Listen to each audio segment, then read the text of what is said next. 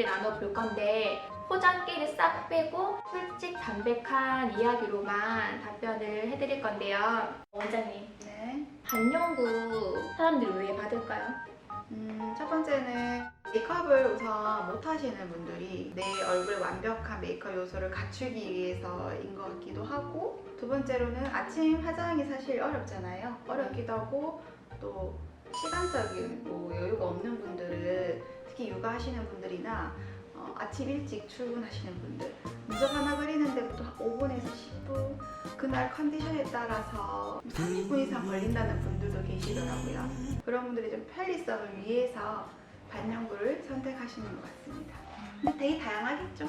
반영구는 뭔가 화장했던 느낌처럼 받는 게 예쁜 기준일까요? 아니면 생얼이었을 때 딱 예쁘게 나와 있는 정도가 괜찮을까요? 그것도 개인적으로 다를까 싶어요. 엠보 기법 같은 경우는 실제 사진을 보고 그 직후의 그런 선의 느낌이죠. 내 눈썹 형태를 조금 더 따라서 눈썹처럼 보인다는 생각을 많이 가지고 오시는 분들은 메이크업적인 요소인 것 같고, 또 수지 기법 같은 면을 채워서 조금 더 가이드라인을 좀 더 또렷하게 만들어주는 기법은 사실상 아까 말한 것처럼 아침 화장, 메이크업적인 요소를 좀 가미하시는 분들은 수지 기법. 그래서 각자만의 그 눈썹 모나 피부 또는 내가 어떤 걸 표현하는지에 따라서 기법을 좀 잘 골라야 될 것 같아요.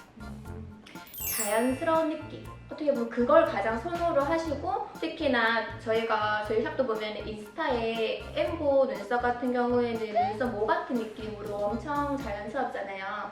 그런 느낌을 선호를 하셔가지고 시술을 받으시는 경우가 대다수이긴 한데, 저희 쪽에서 오시는 고객님들 중에서는 한 번도 반영구를 안 하셨던 분들이 오시는 경우도 있지만, 반영구가 되게 보통적으로는 좀 되어 있으신 분들이 많이들 오시잖아요. 반영구는 하면 계속 하게 돼요. 네. 아예 안 하거나 한 번 하면은 안 할 수가 없죠. 계속 해야 되니까. 근데 그랬을 때 내가 딱 시술을 한 번 했는데 그 다음에 또 시술을 하러 왔어요. 근데 시술이 되는 경우가 있고 안 되는 경우가 있어요. 되는 경우와 안 되는 경우. 되는 경우는 우선은 그 전에 시술자의 시술압이라든지 남아있는 잔흔의 컬러는 사실상 이 시술자가 선택하는 대합에 따라서 다르거든요. 그래서 조금 너무 푸르다든지 너무 붉다든지, 아니면 시술자가 압을 좀 강하게 해서 얼룩이 생기다든지 이러면 사실 저희가 예쁘게 다시 덮어드릴 수가 없어요. 그리고 덮어드린다고 해도 일정 기간이 지나면 좀 빠르게 그 제일 아래층에 있는 그 전의 색소가 올라오면서 저희가 표현하고자 하는 색소의 발색이 사실 어렵다고 볼 수 있기 때문에 저희는 이제 가까운 성형외과나 피부과 가서 레이저를 좀 권유를 하는 그런 경우들이 있고, 반영구를 했지만 또 예쁘게 잘 덮을 수 있는 방법은 우리가 또 시술적인 테크닉을 좀 이용을 해서 수지 기법이라든지, 또 그 시술자분들이 많이 하는 방법 중에 중화 기법이라고 해서 색을 조금 반대색을 이용해서 덮는 방법도 있어요. 근데 그렇게 시술이 가능한 케이스로 넘어가려면 아까 말한 것처럼 잔흔이 좀 흐려져야 되고요. 흐려진 상태에서 또 이 고객이 원하는 디자인이 그 안쪽에 디자인이 남아 있어야지만 저희가 덮어드릴 수 있어요. 특히 되어있는 디자인에 저희가 다른 디자인을 하게 되면 꼬리가 두 개가 생긴다든지 삐져나오면서 대칭이 안 맞아지는 경우도 있고, 그런 케이스 사진으로 지금 위에 올라가실 건데 이런 케이스들이 있습니다. 우리가 요즘 유행하는 디자인을 덮기 어려운 케이스, 그런 분들의 사진을 좀 보면서 참고하시면 좋을 것 같아요. 제가 또 좀 갑자기 궁금증이 또 생긴 것들이 좀 있는데, 그럼 여기서 이런 얘기를 좀 하는 거는 저희도 시술자로서 좀 조심스러운 부분이긴 하지만 반영구 왜 말하는가?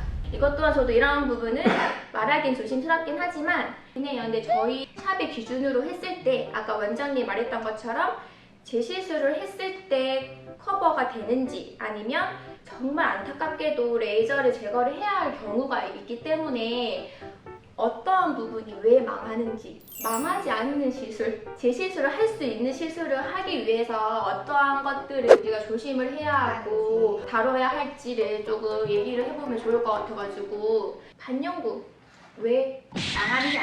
망하지 않으려면 어떻게 해야 되느냐?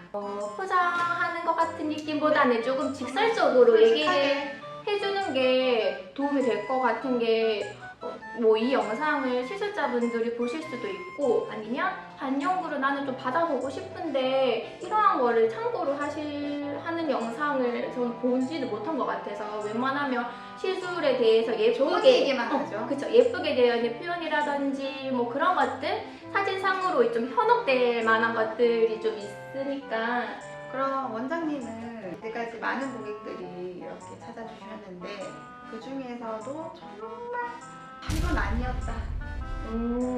그냥 보고 좀 충격적이었다라는 아니면 정말 이건 너무 어려웠다. 덮기 너무 어려웠다는 케이스가 있으신가요? 있죠.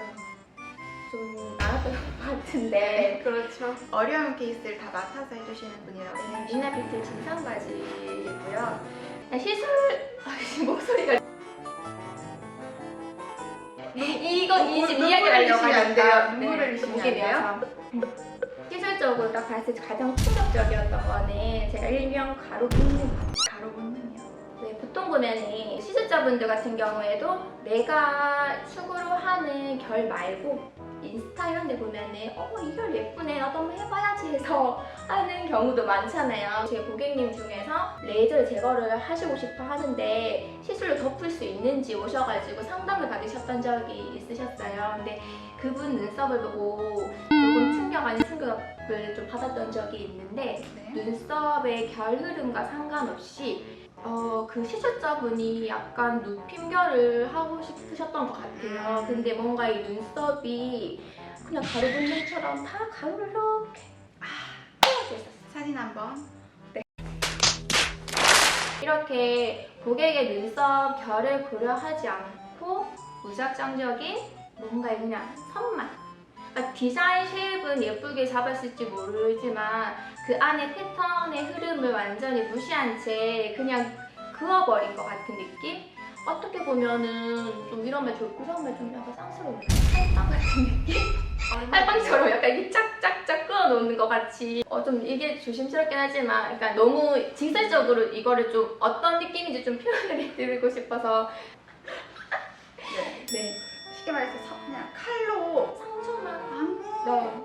흐름이 없이 그냥 칼집만 내놨다라는 느낌이라고. 그치 난 좀 세다 뭐 이런 거 표현하려고 했죠. 그런 것처럼 눈썹 조금 헤집어 놓은 듯한 느낌이 들었어서 그런 부분이 다시 재시술을 바로 해드렸는지 아니면 레이저를 권유를 해드렸는지. 레이저 권유를 해드렸는데 그분이 레이저는 싫다고 하셔서 네. 또 시술 받으신 지는 한 3개월밖에 안 됐다고 하시더라고요. 네. 중요한 건 리터치를 안 받으셨대요. 그러니까 오히려 나는 좀 자연스럽고 예쁘게 해서 조금 내 만족감이 있는 정도로 시술을 하고 싶었는데 내가 보기에도 마음에 안 들고 주변에서 그렇게 입을 떼면은 아무래도 시술한 의미가 없으니까 시술 안 한 것보다 못한 게 되기 때문에 그래서 그분이 정말 기억에 너무너무 남고 또 한 분이 계시는데 제 고객님 중에서 그때 한 10년 전에 어머니랑 같이 머신으로 그러니까 예전 눈썹 기법으로 받으셨던 거예요. 그러니까 색소 자체가 문신 염료로 받으셨던 것 같아요. 근데 그분이 이 눈썹 요 위쪽 꼬리 부분에 진짜 진하게 깊이 그 부분이 너무 안 쪄지시는 거예요. 그 레이저 제거를 몇 번이나 받으셨거든요. 7번 넘게 받으셔가지고 저희 샵에 방문을 하셨는데 점차가 너무 깊게 있어가지고 그 부분을 계속 시술 회차를 거듭하면 거듭하더라도 안 빠질 것 같아서 제가 그냥 그분한테 이거 그냥 정이라고 생각하고 시술을 받자 라고까지 했을 정도로 시술 깊이가 너무 깊었던 시술 사례 중에서는 좀 깊이가 깊었던 시술이 아무래도 다시 커버하기에는 조금 힘드니까 깊은 시술은 그렇게 저희가 수시로 시술을 해도 사실상 피부가 시술을 좀 안 받아들인다는 느낌을 많이 받거든요. 그럼 그렇게 되면 어떻게 되면 그 전에 시술자의 깊은 압을 똑같이 저희가 깊게 시술을 해야지만 이 색소가 피부에서 받아들여져요. 그래서 그런 부분들은 사실 고객들은 모르잖아요. 무작정 해달라고. 그쵸. 왜냐면 고객분들은 처음에 했던 것보다 이게 흐려졌다 생각을 하기 때문에 네. 저는 다 지워졌는데요? 그냥 하시면 안 돼요. 그냥 해주세요. 뭐 이렇게 모든 상담은 저희의 의견과 고객의 의견을 이렇게 의견을 좀 존중을 하면서 이 소통이 이루어지는데 그렇게 아닐 때가 보통 저는 색소, 중화가 필요한 시술이라고 생각을 하고 예전에는 그런 부분에 교육이 좀 떨어졌었고 근데 이제는 수강생분들이 처음 이제 반영구를 시작하시는 분들도 저희가 다 교육을 해드리기 때문에 그만큼 반영구를 망칠 확률이 좀 떨어진다고. 그렇죠. 아무래도 예전 같은 경우에는 어떻게 보면 특정 내에서 뭔가 아름아름해가지고 조금 이렇게 소금으로 해가지고 조심스럽게 막 이렇게 했다면 요즘에는 교육을 받는 것도 많아져 있고 조금 더 전문적이고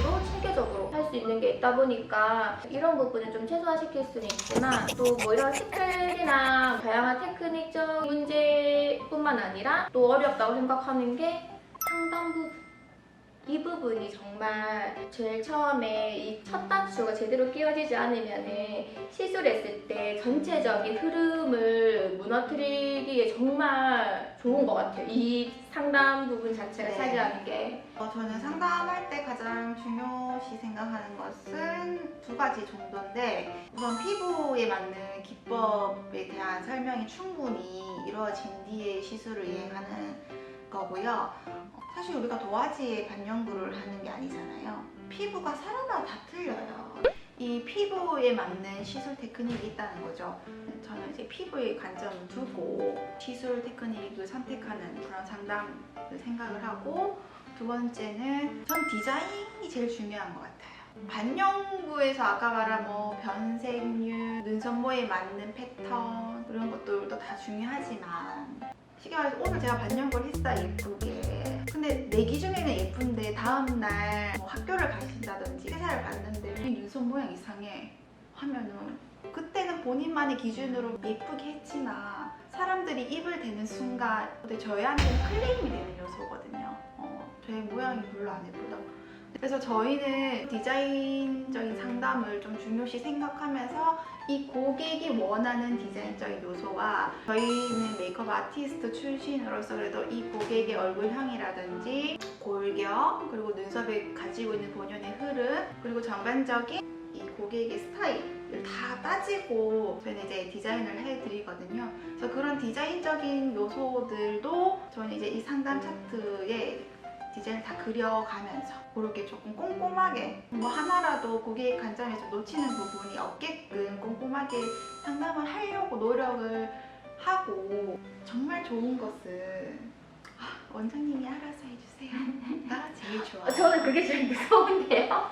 정말 저는 원장님께서 저 원장님을 절 믿으셔야 절 믿으셔야지만 저한테서 가지고 있는 그 에너지를 다 끌어낼 수 있어요. 다 맡기는 경우가 있고 스케일 있잖아요. 원하는 게 또 있어요. 파고파고 되잖아요. 근데 좀 더 얇게 원하고요. 저 색깔은 진한 거 너무 싫은데 저는 인스타 보니까 이렇게 결례띠 예쁘다. 알아서 해달라고 했으면서 이렇게 있잖아요. 세세하게 파고 들어가면 맡겨야 되는데 안 맡겨요. 근데 저는 완벽하게 맡기는 사람을 좋아합니다. 이 속이 약간 미리되는 게 있는데 그냥 이거죠. 맡긴다고 하지만 속에 이게 파고 되잖아요. 그러면 진짜 세세하게 뭐 두개 색상 이런 게 또 있더라고요. 그럼 속 네. 생각하죠. 굵기 색상. 하든지. 그래서 저는 정말 상담했을 때 맞아요. 계속 파고들어요. 전 원장님 상담 시간 굉장히 오래 걸립니다. 특히 저는 상담했을 때 그걸 중요시 여겨요. 저희가 보면 이 상담 차트 보면은 특히 피부 질환 있죠. 이 피부 질환에 대한 전 체크리스트 정말 물어봐요. 중요하죠. 아니라고 해도 얼굴에 좀 혼조기가 돌거나 뭔가 좀 트러블이 올라왔는데 그런 분들 같은 경우에는 자기 피부가 그렇게 예민하다고 생각을 안 하시는 분들 좀 있으시더라고요. 그랬을 때 전체적으로 또 물어보세요. 근데 주기적으로 뭐 가끔씩 좀 뾰루지 내력이 좀 올라오신다라거나 이런 부분 온도 차이라든지 사소한 자극에 의해서도 얼굴이 쉽게 뭐 붉어지는지 안 붉어지는지 저. 동의를 꼭 받으시고 시술로 이어지셔야지만 그런 어느 정도의 클레임이라든지 그런 것도 좀 체크를 하실 수가 있기 때문에 이 맞습니다. 부분도 정말 중요한 것 같아요. 디자인을 다 하고 나서 거울을 보여드리고 저희가 그린 디자인의 대칭 또는 그런 느낌을 전체적으로 컨펌을 받고 시술에 진행을 하기 때문에 디자인적인 요소로 오는 클레임은 사실 뭐 한 달에 0건이라고 보시면 되거든요. 아시죠? 반영구는 하고 나면 됩니다. 진짜 저 네. 정말 얘기하고 싶었어요. 딱딱한 부분에다가 이렇게 딱 채우려고 하면은 세포가 다 무너진. 불의 상징으로 네, 눈썹도 하고 아이라인도 하고 입술도 하고